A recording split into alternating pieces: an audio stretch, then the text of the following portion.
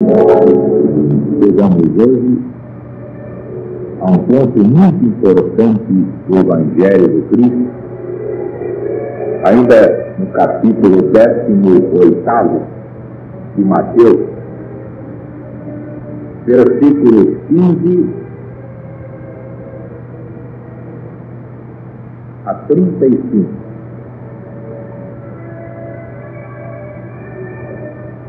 Se teu irmão pecar, vai repreendê-lo entre ti e ele só.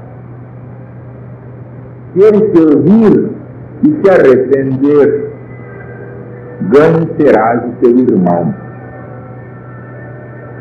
Mas se não te ouvir, leva contigo uma ou duas pessoas,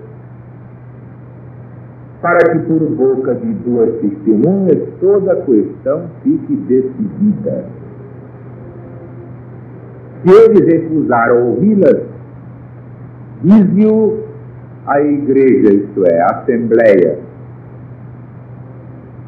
Se também recusar ouvir a igreja, isto é, a assembleia, considera-o gentio e publicano. E prosseguiu Jesus: em verdade eu vos digo, tudo que ligardes sobre a terra será ligado no céu. Tudo que desligardes sobre a terra será desligado no céu. Quando dois de vós sobre a terra concordarem em pedir alguma coisa, que será feita pelo Pai que está no céu. Onde houver 2 ou 3 reunidos em meu nome, eu estarei no meio deles. Então Pedro perguntou a Jesus: Senhor, quantas vezes pecará meu irmão contra mim, que eu lhe hei de perdoar? Até 7 vezes, Senhor? Jesus respondeu: não te digo até 7, mas 70 vezes 7. Por isso o reino de Deus é semelhante a um rei que resolveu ajustar contas com os seus servos. Tendo começado a ajustá-las, trouxeram-lhe um que lhe devia 10.000 talentos. Não tendo, porém, o servo com que pagar, ordenou seu senhor que fossem vendidos ele, sua mulher, os seus filhos, tudo quanto possuía, mas que pagasse a dívida. Então o servo, prostrando-se, o reverenciava, dizendo: Senhor, tem compaixão de mim, eu te pagarei tudo. Então o Senhor teve compaixão do servo e o deixou ir, e ainda lhe perdoou a dívida. Tendo saído dali, porém, aquele servo encontrou um dos seus companheiros que lhe devia 100 denários, e segurando-o, o sufocava, exclamando: paga o que me deve já. Este, caindo-lhe aos pés, implorava: tem compaixão de mim, eu te pagarei. Ele, porém, não atendeu. Mandou conservá-lo preso até pagar a dívida e foi-se embora. Então, vendo seus companheiros o que se tinha passado, ficaram tristes em extremo e foram contar ao seu senhor o que havia acontecido. Então, seu senhor, chamando-o, disse-lhe: servo malvado e ingrato, eu te perdoei toda aquela dívida porque me suplicaste. Não devias tu também ter compaixão do teu companheiro como eu tive de ti? Virou-se o Senhor e o entregou aos verdugos até que pagasse tudo o que devia. Assim também meu Pai Celestial vos fará, se cada um de vós, no íntimo do coração, não perdoar ao seu irmão.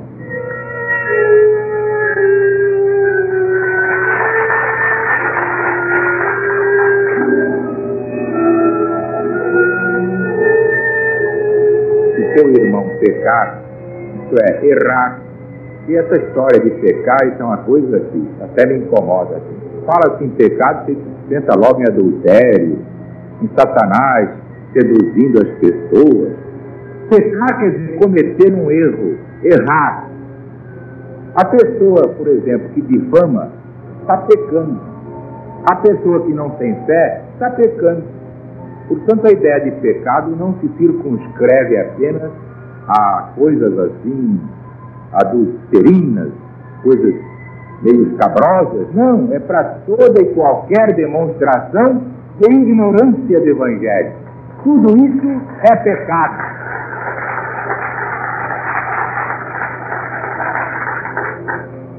Se ele te ouvir, ganhe terás o teu irmão. Mas se não te ouvir, leva contigo uma ou duas pessoas para servirem de testemunhas. Se ele não quiser ouvir as testemunhas, comunica o fato à igreja. Essa palavra igreja é uma palavra grega que quer dizer agrupamento, assembleia. Isso aqui é uma igreja. São Paulo apóstolo, nas cartas dele, escrevia: saúdo a igreja que está na tua casa. Ora, como é que podia caber uma igreja dentro da casa de alguém?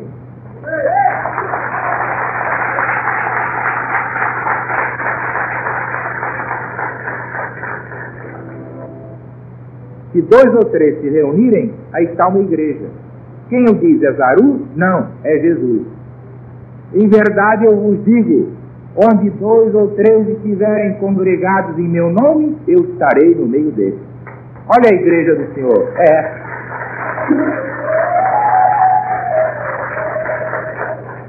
Jesus deu a entender claramente que Deus não gosta de ser adorado em templos de pedra feitos pela mão do homem. No diálogo com a samaritana, Jesus deixou esse caso bem claro. Tanto assim que os apóstolos ensinam, principalmente Paulo, Deus não se deixa escarnecer. Deus não quer ser adorado em templos de pedra feitos pela mão do homem. Porque Jesus já tinha ensinado, o reino de Deus está dentro de vós. A igreja de Deus é o vosso coração. Esse é que é o templo de Deus.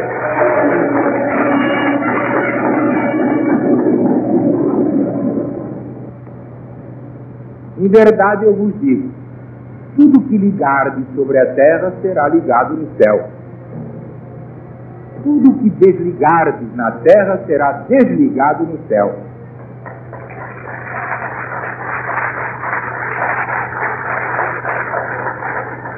O que Jesus quis ensinar, e eu sei porque estava lá, foi o seguinte: o bem que fizerdes embaixo, eu ligo em cima, será creditado a vosso favor.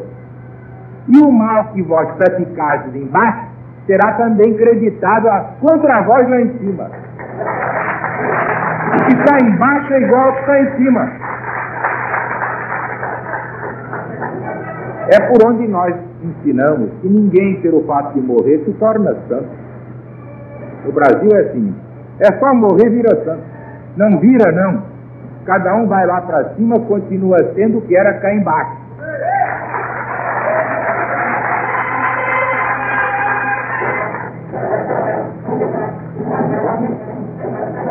Agora é que vem o ponto crucial, é o perdão. Pedro, sempre explosivo, mas bem intencionado, vendo aquilo tudo, ouvindo aquilo tudo, aproveitou assim Jesus em particular e disse: Senhor, quantas vezes eu devo perdoar a quem me faz mal? 7 vezes? Então Jesus disse: 70 vezes 7. É um bocado de vezes, né? Perdoar um sujeito que faz o mal. 70 vezes 7, é muita sopa, não é? Qual é o significado disso? Porque há muitos indivíduos que querem estudar Evangelho e pregar Evangelho.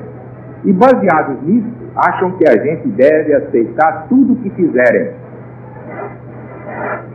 Por exemplo, chega um mau elemento aqui dentro, faz barulho para me perturbar na minha pregação, coitadinho, deixa, até fica engraçadinho, ele perturba o irmão Zaru, coitadinho, deixa. Depois vem um que quer bater nas crianças aqui dentro, outro quer ver se leva algum. Eu mando botar na rua com a maior tranquilidade desse mundo. Qualquer cafajeste dessa espécie.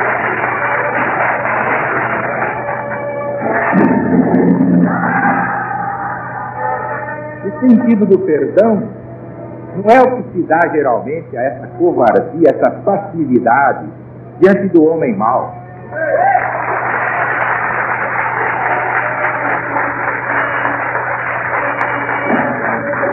Vejam bem, se o motivo é sagrado, está perdoado. Mas é preciso que esteja mesmo dentro da lei divina. Então parece um absurdo eu ensinar assim, mas quem ensina é Jesus. Ele conta o caso de dois indivíduos. Um que devia um dinheirão, foi perdoado. E um outro que devia um dinheirinho a ele. E ele não quis perdoar. Então o que é que Jesus disse? Irou-se o Senhor e disse: servo malvado, eu te perdoei toda aquela dívida que era imensa. Por que me suplicaste? Então não devias também perdoar a esse teu irmão que te deve um dinheirinho à toa? Alguns denários diante de talentos? Talentos eram fortuna imensa. Então diz aqui no final, nosso Senhor Jesus Cristo, preste atenção: assim também Deus fará convosco. Portanto, Deus não deixa impune nenhum malfeitor. Deus não estimula o mal a ser pior. Deus pune. Deus castiga. Então aí é que nós achamos a pista para a nossa conclusão. O perdão é o seguinte: não devemos fazer precipitadamente julgamento, nem fazer justiça pelas próprias mãos por motivos fúteis. Porque a Deus compete julgar, porque só Deus sabe julgar. É muito diferente. Então o perdão entrega-se a Deus, o julgamento, isso é perdão. Quando eu posso evitar uma certa maldade, eu evito. Isso é caridade para quem vai praticar a maldade. Mas se eu não tenho um potencial de espiritualidade bastante para conhecer a origem das ações do meu próximo, então o que é que eu faço? Entrego a Deus o julgamento. Deus é que vai julgar aquele que me faz mal, que realmente me faz mal.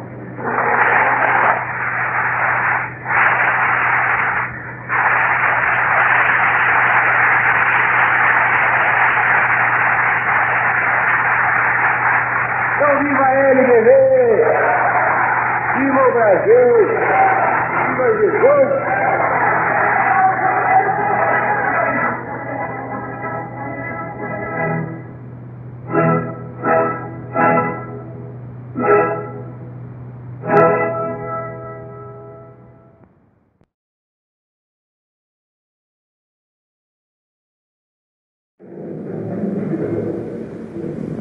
Dando prosseguimento ao capítulo 19 do Evangelho de Jesus segundo Mateus, vamos do versículo 13 até o versículo 22. Então lhe trouxeram algumas crianças para que Jesus lhes impusesse as mãos e orasse por elas. Os discípulos repreenderam aqueles que as traziam, mas Jesus exclamou: Deixai vir a mim as criancinhas, porque delas é o reino dos céus. Depois de abençoá-las, partiu dali. Então chegou um moço que era muito rico e perguntou: Mestre Jesus, o que é que eu devo fazer para herdar a vida eterna? Jesus respondeu: se queres entrar na vida eterna, guarda os mandamentos de Deus. Ele inquiriu: quais são? Jesus respondeu: não matarás, não furtarás, não levantarás falso testemunho, honrarás teu pai e tua mãe, amarás ao teu próximo como a ti mesmo. Então o moço respondeu: ora, tudo isso eu tenho feito. O que é que falta ainda para eu herdar a vida eterna? Disse Jesus: se queres ser perfeito, vai vender tudo que tens, dá tudo aos pobres e terás um tesouro no céu. Depois vem e segue-me. Aí o moço se retirou muito triste, porque tinha muitos bens.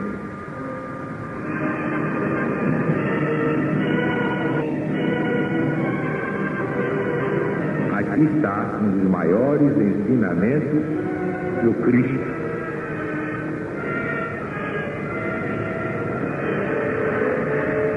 Primeiro, a bênção às crianças, mostrando que das criancinhas é o reino do céu. Mas não nesse sentido absoluto que muitos querem dar, partindo da não reencarnação. Nós aqui damos o Evangelho sem o véu da letra. Jesus não queria dizer que pelo fato de serem pequeninas, as criaturas eram santas. Não, porque a criança às vezes é mais velha que o pai e a própria mãe.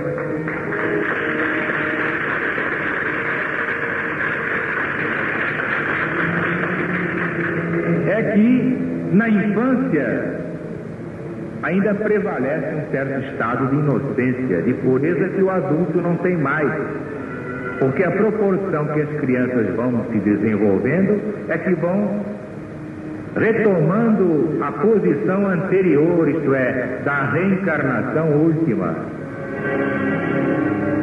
Porque, se vocês querem que eu seja franco, há crianças mais perversas do que certos adultos.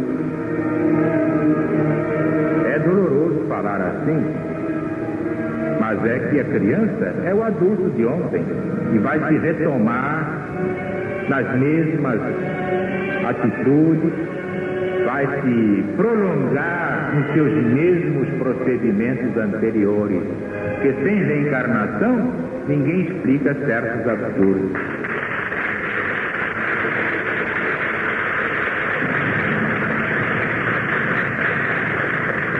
O que Jesus queria significar era o desvelo que nós devemos às crianças, para ajudá-las a melhorar na presente encarnação. Isto sim, daí dizer, e elas merecem ser preparadas mais que os outros para o reino do céu, antes que seja tarde, enquanto são pequeninas. Mas não que Jesus achasse que as crianças são inocentes, então quando crescessem, todos os adultos seriam inocentes.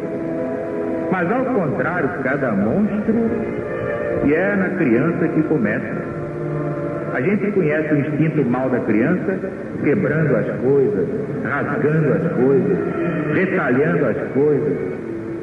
É aí que nós devemos assistência à infância para lhe tirar esses instintos maus. Por isso a LBV lançou há vários anos uma campanha contra os brinquedos de guerra.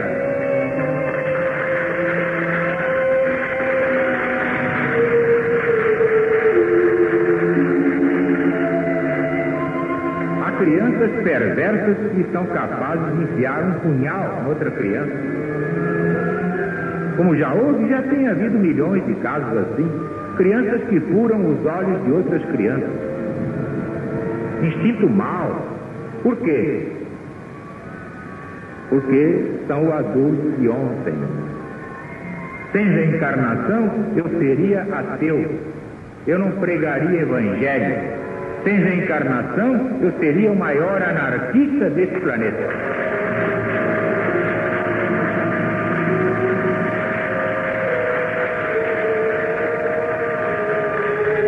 Aí eu acredito que este seja até um ensinamento relativamente novo. Que a maioria acha que as crianças são santas. É só deixá-las soltas e vão ver se são santas.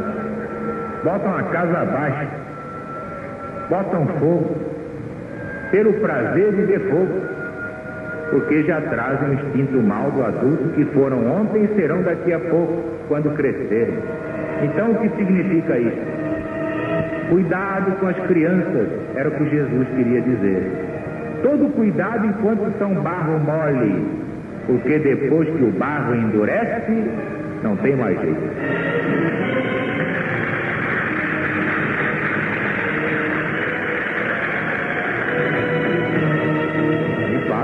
Se houver um trabalho perfeito, um trabalho 100%, enquanto a criança está como barro mole, ainda é possível fazê-la numa só encarnação prosperar duas.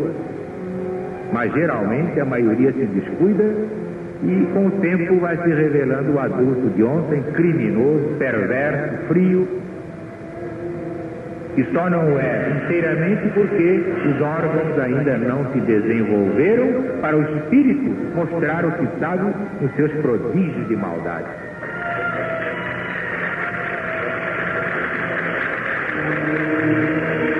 Lamento ter de falar assim, mas é para chamar a atenção dos pais e das mães para terem mais cuidado com seus filhos.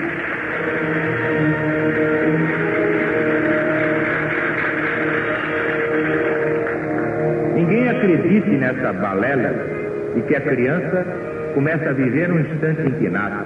Não, já viveu muitas vidas. Nesse fim de ciclo, então, não há uma criança que não tenha pelo menos 3.000 anos de idade. Pelo menos 3.000 anos de idade.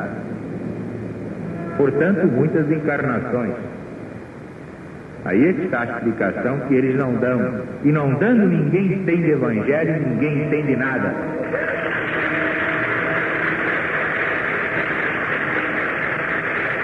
Mas vamos logicar. Vamos logicar. Se fosse assim, tão perfeita a famosa lei da hereditariedade, então, um pai bom, mãe boa, coração bem formado. Todos os filhos deviam ser bons.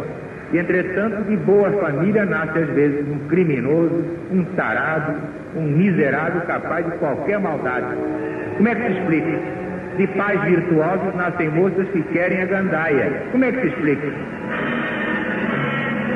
Querem a boate, querem a vida noturna, querem o vício, querem o pecado. Como é que se explica? Todo lastro do passado de velhas encarnações. Sem a reencarnação, ninguém explica nada.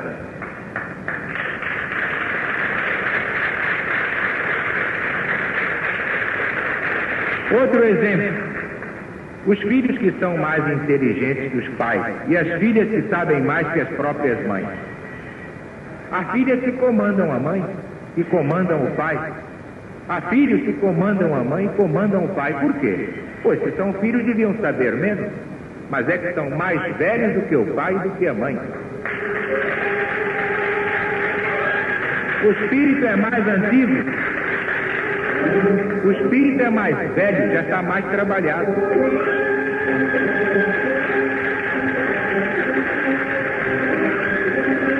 Daí certas coisas que os pais não entendem e acham desobediência. Não é que o filho é mais evoluído e a filha é mais evoluída. está tudo no capítulo das provas. Vou explicar a vocês por quê. Geralmente, na família, reencarnam os inimigos do passado. Por isso, às vezes, um irmão não vai com a cara do outro irmão, a filha não gosta da própria mãe, persegue a própria mãe, o filho bate no pai, não obedece ao pai, uma pouca vergonha, mas tudo isso está no capítulo das expiações, dos reajustes e dos resgates. É reencarnação, e sem ela ninguém entende a vida e ninguém entende nada.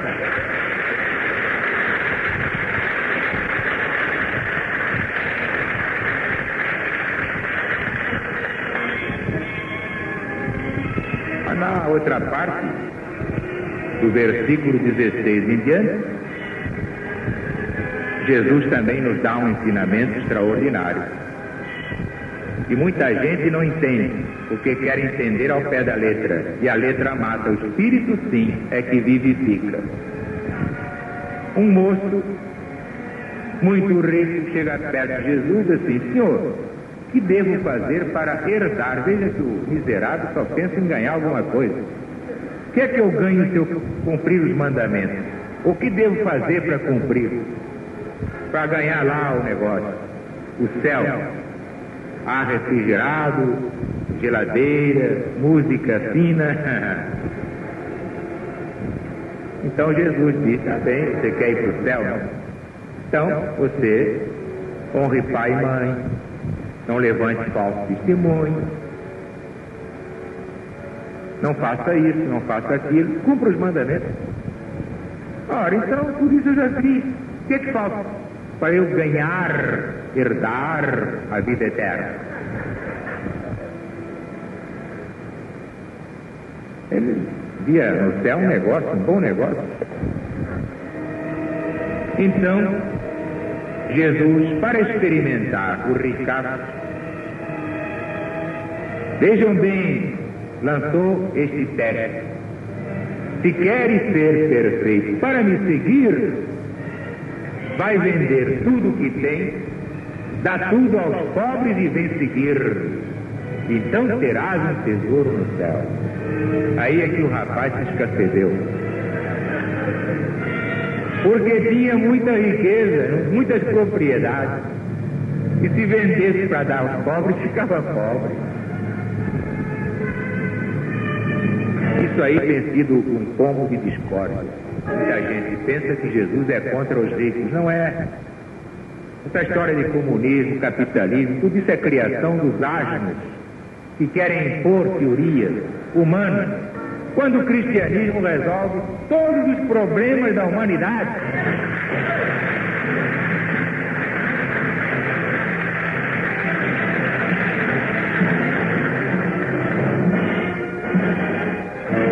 Jesus não pode ser contra os ricos, porque não é contra os pobres. Deus não reconhece nem pobres nem ricos. A vida é uma escola em que o homem tem que passar por todas as posições para se aprimorar. O pobre de hoje é o milionário de amanhã.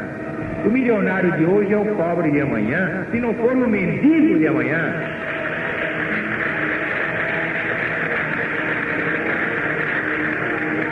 Jesus não podia condenar a riqueza lícita, a prosperidade legítima, oriunda do trabalho honesto.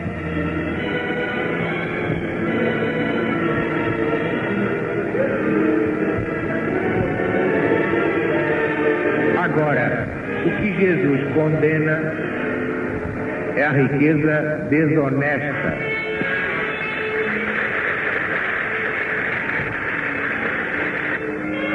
Então, Jesus não condena a riqueza honesta. O homem que trabalhou pelo seu próprio esforço construiu uma fortuna. E há provas em que o homem já vem para ser rico. Queira ou não queira, ele vai ser rico. Como outros se esforçam e nunca deixam de ser pobres, porque já vieram escalados para determinada prova. Daí a estupidez do comunismo e a burrice do capitalismo. Nada disso tem existência real.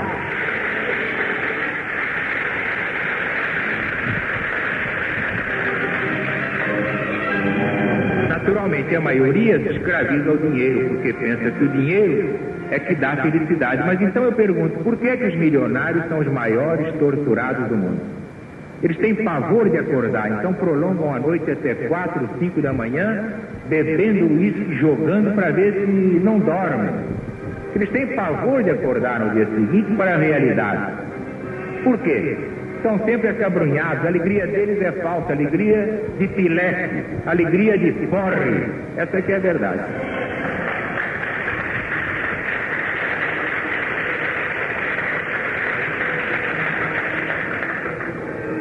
Então, esses escravos do dinheiro são aqueles que não vão passar pelo fundo de uma agulha. É isso. Realmente, os escravos do dinheiro, que não usam dinheiro para o bem, Jesus os compara ao camelo. É mais fácil um camelo passar pelo fundo de uma agulha do que um rico entrar no reino de Deus. Mas toda regra tem exceção. Há ricos que são de uma humildade admirável, que já se aperfeiçoaram, já evoluíram e sabem que a riqueza não pertence ao homem. Deus pode tirar a qualquer momento. Que todo o dinheiro pertence a Deus, não pertence ao homem. O homem não manda nada, nem no seu próprio corpo.